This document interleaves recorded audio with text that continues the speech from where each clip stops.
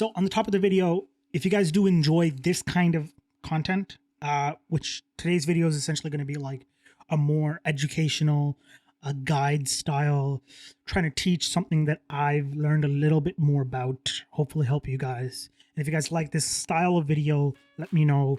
I have a whole bunch of different ideas that I can be hopefully giving my little 2 cents about. So let's get started. Okay. And you're still doing like an arc motion. Turn as if you're already facing. 2.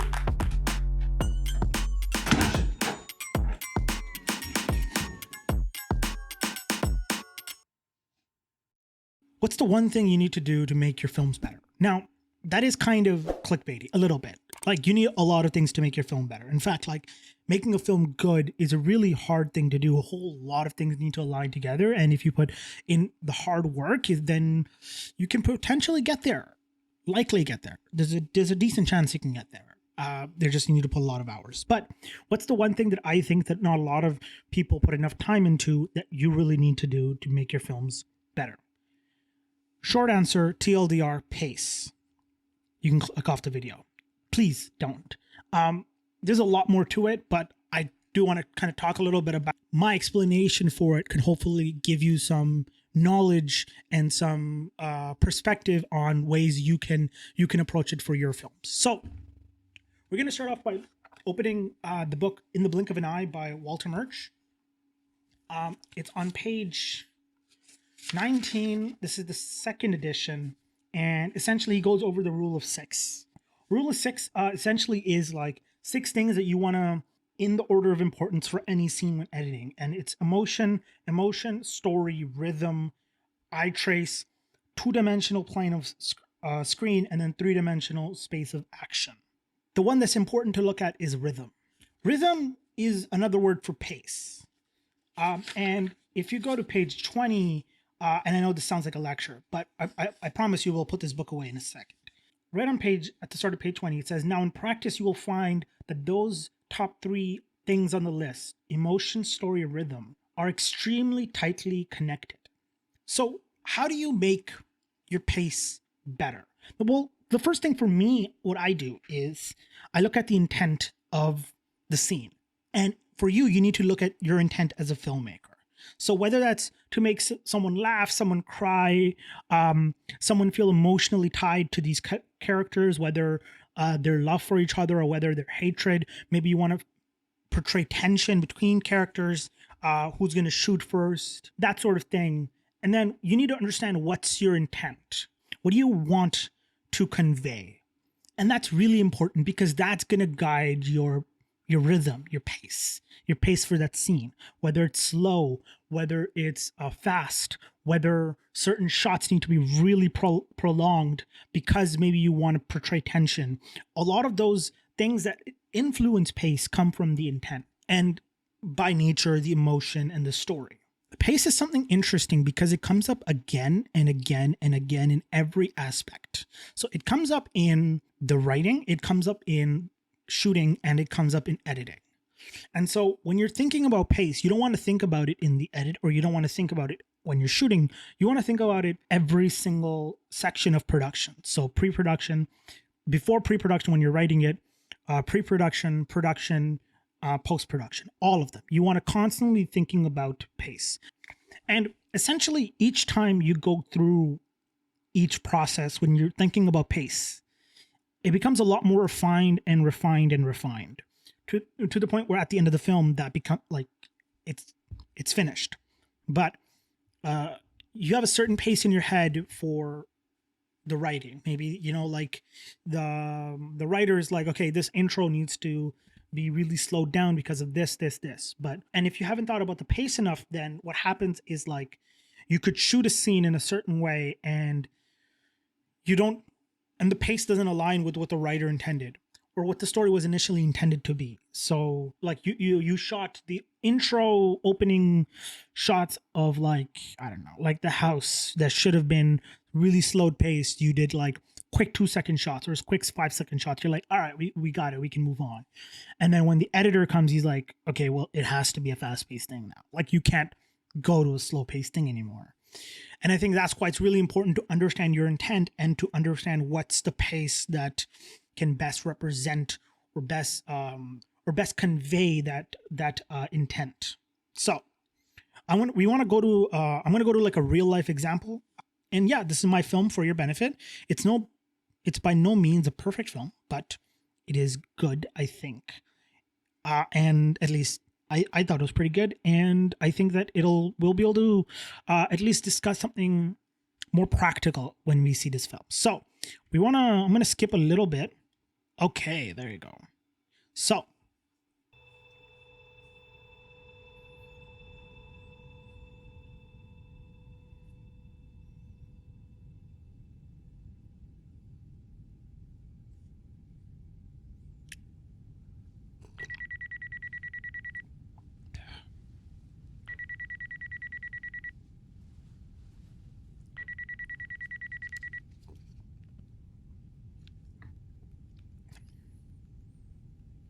look at Andrew. Killing it. Looks so sleepy.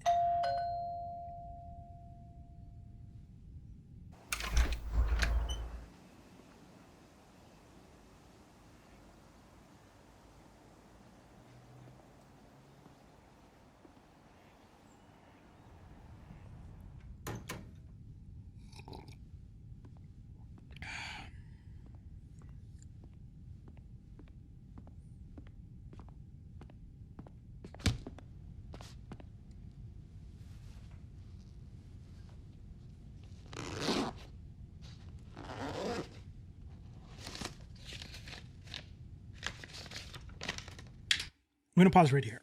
So this is the introduction of the character for Mark, the AI.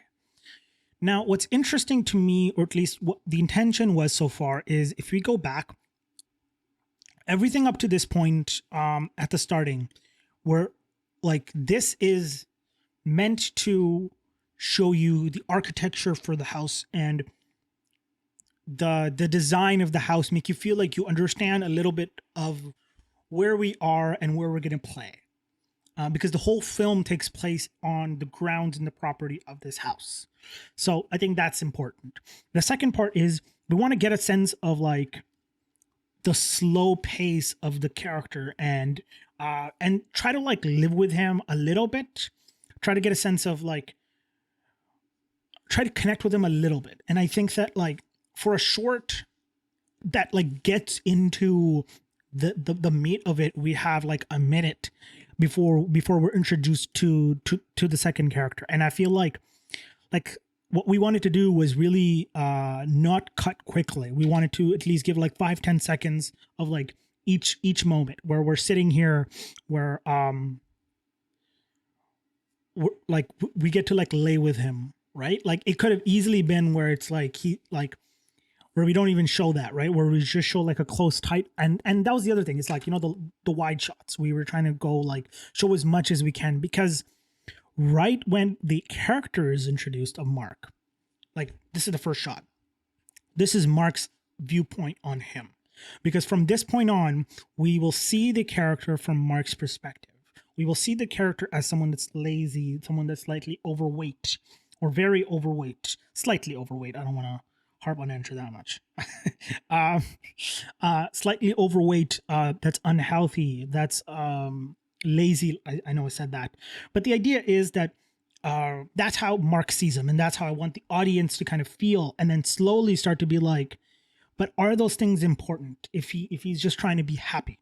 And that's what the film is trying to be, is trying to like put you in the robot's perspective. Is like the robot just wants him to be healthy, right? That's what should be preferred for the human species. Is the human species should try to live as long as they can, and to do that they need to be healthy. So you need to be working out and blah blah blah blah blah. But that's the intro. So the intro need, like, we were trying to make it so that it was paced. The opening shots were paced a little bit slower, wider angled, and then everything past this is like shot on super long lenses. And right after the introduction of the main character, we start to go into like a montage of sorts. And that montage is very much because of like That's how the robot sees it.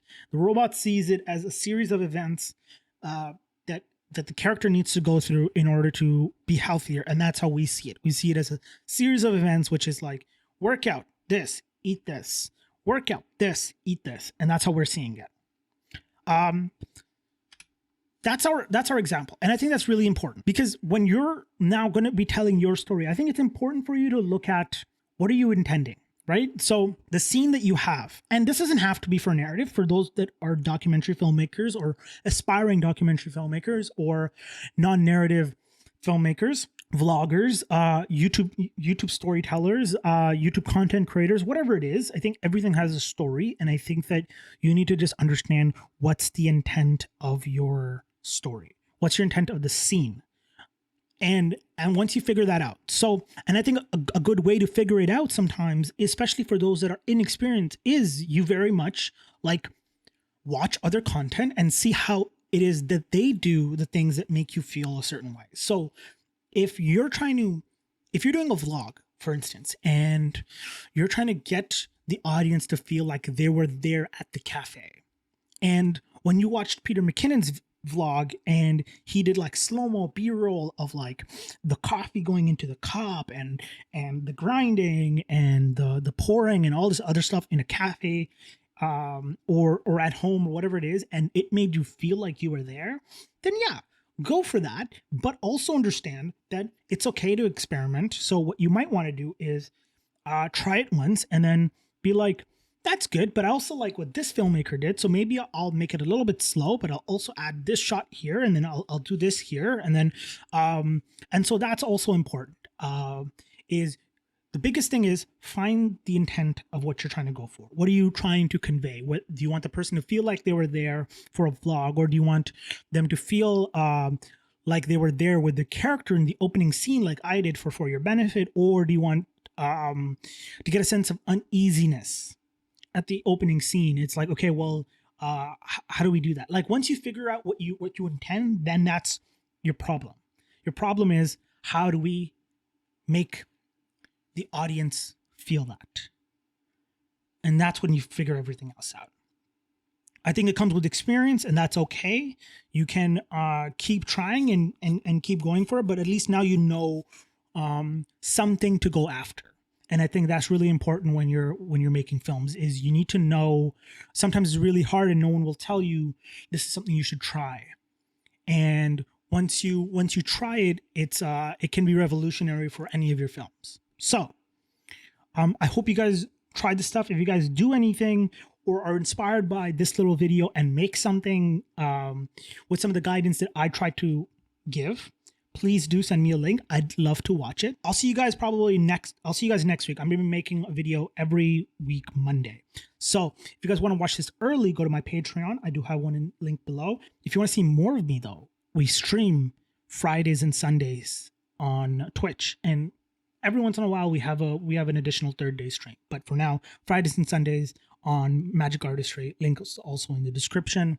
That's really about it. I don't know how long this video is. I hope it's not too long. If you guys enjoyed, please leave a comment, please subscribe, click that bell notification, and I'll see you guys later. Peace.